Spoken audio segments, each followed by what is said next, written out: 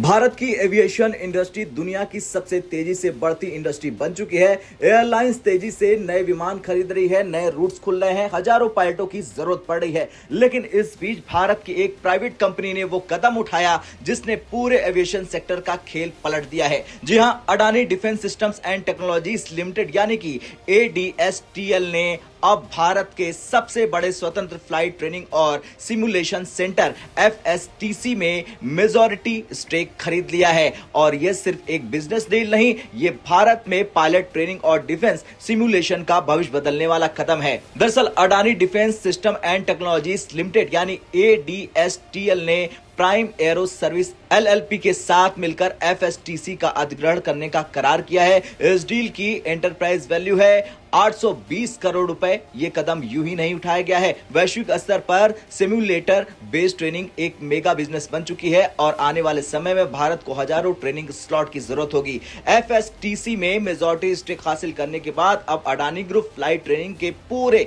Ecosystem में प्रवेश कर चुका है। अब FSTC कोई छोटा मोटा ट्रेनिंग स्कूल नहीं है, ये भारत का सबसे बड़ा इंडिपेंडेंट फ्लाइंग ट्रेनिंग और सिमुलेशन प्रदाता है। FSTC के पास 11 high tech full flight simulators, 17 training aircraft, DGCA और EASA दोनों के सर्टिफिकेशन है। गुरुग्राम और हैदराबाद में वर्ल्ड क्लास ट्रेनिंग सेंटर है। हरियाणा के भिवानी और नारनौला में देश के सबसे बड़े फ्लाइंग स्कूलों में से एक का संचालन है। ये वो कंपनी है जहां भारत के सबसे बड़े एयरलाइंस के पायलट ट्रेनिंग और टाइप रेटिंग करते हैं। अब एक बड़ा सवाल, अडानी डिफेंस को पायलट ट्रेनिंग के बिजनेस में उतरने की जरूरत क्यों पड़ी? जवाब साफ है, भारत पायलटों की भारी कमी का सामना कर रहा। आने वाले 10 से 15 सालों में भारतीय एयरलाइंस 1500 प्लस नए विमान शामिल करने वाली है। यह संभवतः दुनिया का सबसे बड़ा कमर्शियल एयरलाइंस इंडक्शन प्लान है। हर विमान को उड़ाने के लिए कम से कम 10 से 12 पायलट की जरूरत होती है। हर साल रिकरेंट ट्रेनिंग होती है, टाइप रेटिंग होती है, सिमुलेटर ट्रेनिंग की जरूरत होती है। अगर भारत ये ट्रेनिंग भारत में नहीं देगा तो फिर पायलट को विदेश जाना पड़ेगा, जो बेहद महंगा और समय लेने वाला है। इसी गैप को कवर करने के लिए अडानी अब बड़े खेल में उतर चुका है।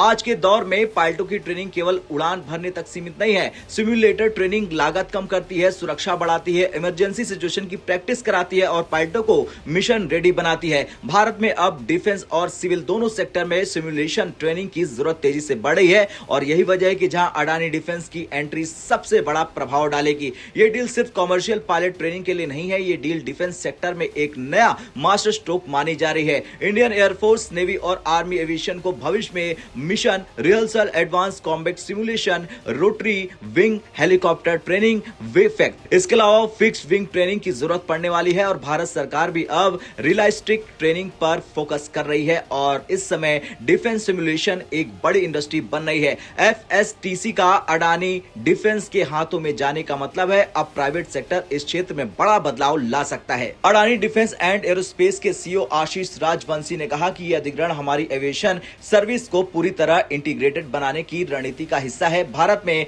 1500 से ज्यादा नए विमानों के आने की उम्मीद है, जिससे पायलटों की मांग कई गुना बढ़ जाएगी। सरकार भी डिफेंस सिमुलेशन पर जोर दे रही है, इसलिए हमारा लक्ष्य अगली पीढ़ी के डिफेंस पायलट्स को तैयार करना है। यह बयान साफ दिखाता है कि अडानी डिफेंस सिर्फ एक ट्रेनिंग स्कूल नहीं चला रहा, वो भारत के डिफेंस और सिविल दोनों एविएशन इकोसिस्टम को बदलने का प्लान लेकर सामने आया है। खैर, ये डील सिर्फ पैसे की नहीं बल्कि पोजीशनिंग की डील है, क्योंकि अडानी ग्रुप अब एविएशन इंफ्रास्ट्रक्चर में वो जगह हासिल कर रहा है जो अगले 10 से 12 सालों तक उसे एक रणनीतिक लाभ देगी। अब आपको क्या लगता है, क्या प्राइवेट कंपनियों का ये कदम भारत के एविएशन सेक्टर को मजबूत करेगा या नहीं? हाँ या ना में कमेंट कर जरूर बताएं।